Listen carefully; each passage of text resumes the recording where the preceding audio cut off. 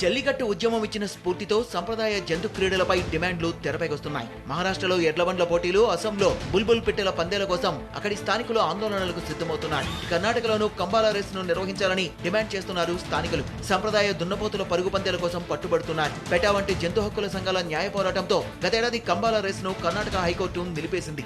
జల్లికట్టు ఉద్యమం విజయం సాధించడంతో అదే ఊపుతో ఆందోళనలకు సిద్ధమవుతున్నారు కన్నడిగులు.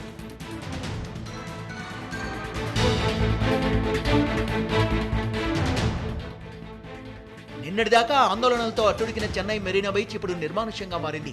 బీచ్ వెళ్లే రహదారుల్ని బ్లాక్ చేశారు పోలీసులు. మెరీనా పరిసరాల్లో వందలాది మంది పోలీసులు పహారా కాస్తున్నారు. నిన్న సాయంత్రమే విద్యార్థులు బీచ్ ను ఖాళీ చేశారు. అయితే కొందరు ఆందోళనకారులు మాత్రం ఎంఎంటీఎస్ రైల్వే లైన్లో రైలు రోకో చేపట్టడంతో వారిని పోలీసులు అడ్డుకున్నారు.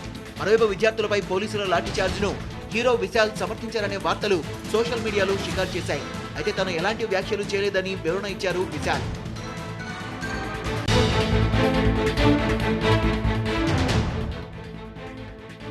షారుఖ్ ఖాన్ మూవీ రయీస్ ప్రమోషన్ కార్యక్రమంలో విషాదం చోటు చేసుకుంది. గుజరాత్ వడోదర రైల్వే స్టేషన్ లో అభిమాని చనిపోయాడు. బాలీవుడ్ బాద్షాను చూసేందుకు జనం ఎగబడ్డంతో తొక్కిసలాట జరిగింది. ఈ ఘటనలో వడోదరకు చెందిన ఫరీద్ ఖాన్ పఠాన్ చనిపోయాడు. ఇద్దరు పోలీసులతో పాటు పలువురికి గాయాలయ్యాయి. గాయాలైన వారిని ఆసుపత్రికి తరలించి చికిత్స అందిస్తున్నారు. రయీస్ బై రైల్ అనే పేరుతో మూవీ ప్రమోషన్స్ నిర్వహిస్తున్నారు. వడోదరలో 10 నిమిషాల పాటు రైలు ఆగింది. ఆ సమయంలో షారుఖ్ ను చూసేందుకు అభిమానులు ఎగబడ్డంతో తొక్కిసలాట జరిగింది.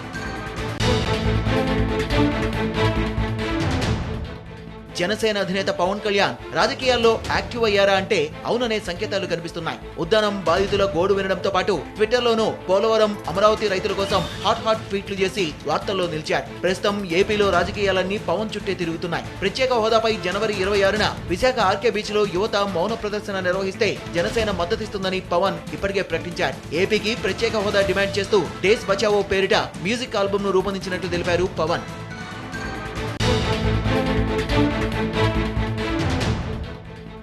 వాట్సాప్, ట్విట్టర్, ఫేస్బుక్ కేంద్రంగా ఆంధ్రప్రదేశ్లో ప్రత్యేక హోదా ఉద్యమం ఊపందుకుంటోంది.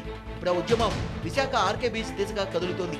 ఈ నెల 26న విశాఖ బీచ్ లో అలల హోరుకు దీటుగా హోదా నినాదాల్ని వినిపించేందుకు సిద్ధమవుతోంది యువత. ఏపీ డిమాండ్ స్పెషల్ స్టేటస్ పేరుతో ఆందోళన కార్యక్రమాలకు పిలుపునిచ్చారు. విశాఖ, విజయవాడ, తిరుపతిలో మౌన ప్రదర్శనకు భారీగా తరలి రావాలని వాట్సాప్, ఫేస్బుక్, ట్విట్టర్లో ప్రచారం నడుస్తోంది.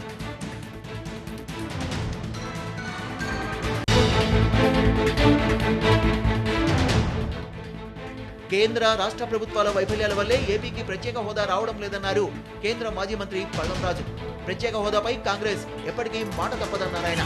ఏపీకి ప్రత్యేక హోదా వచ్చే వరకు కాంగ్రెస్ పోరాడుతుందన్నారు పళ్లంరాజు. ప్రత్యేక తరగతి హోదా గురించి అది ఒక చాలా న్యాయమైన కోరిక రాష్ట్రానికి.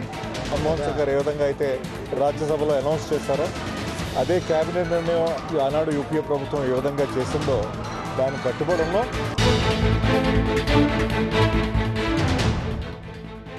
వంశధార నిర్వాసితుల కోసం 150 కోట్ల పరిహారం విడుదల చేసింది ప్రభుత్వం. తొలి విడతగా ఇవాళ 43 కోట్ల రూపాయలని నిర్వాసితులకు అందిస్తారు. పరిహారం ఇవ్వకుండానే ప్రాజెక్టు పెండింగ్ పనులు మొదలు పెట్టడంతో శ్రీకాకుళం జిల్లా కిరలో ఆందోళనలు మిన్నంటాయి. ప్రాజెక్టు పనుల్ని అడ్డుకున్న నిర్వాసితులు విధ్వంసానికి పాల్పడ్డారు. పలు యంత్రాల్ని ధ్వంసం చేశారు. వంశధార ప్రాజెక్టు కారణంగా 29 గ్రామాలకు చెందిన వేలాది మంది ఇళ్లు, భూములు కోల్పోయారు. 10,000 మంది రైతుల నుంచి 6,000 ఎకరాల్ని సేకరించారు. అయితే పరిహారం అందకపోవడంతో ఆందోళనకు దిగారు నిర్వాసితులు.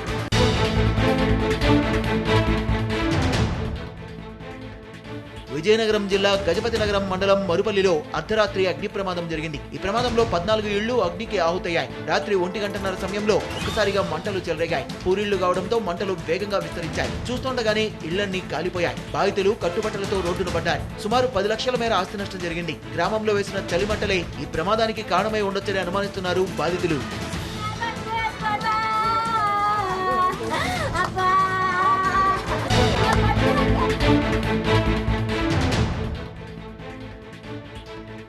అనంతపూర్ జిల్లా రాప్తాడు మండలం చిన్నమయ్య నగర్ లో దారుణం జరిగింది.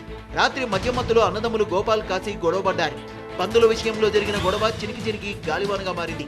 ఈ క్రమంలో ఆవేశానికి లోనైన గోపాల్ కాశీపై కత్తితో దాడి చేశాడు. గమనించిన స్థానికులు గాయపడ్డ కాశీని ఆసుపత్రికి తరలించారు. పరిస్థితి విషమంగా ఉండడంతో అక్కడి నుంచి అనంతపురం ప్రభుత్వ ఆసుపత్రికి తీసుకెళ్లారు. సమాచారం అందుకున్న పోలీసులు స్పాట్కు చేరుకుని వివరాలు సేకరించారు. కేసు నమోదు చేసి దర్యాప్తు చేపట్టామన్నారు.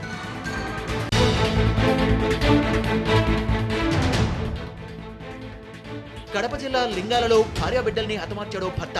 ప్రతాప్ రెడ్డి కొద్ది రోజులుగా వెంకటకృష్ణమ్మను వేధిస్తున్నాడు. చీటికి మాటికి టార్చర్ చేయడమే పనిగా పెట్టుకున్నాడు.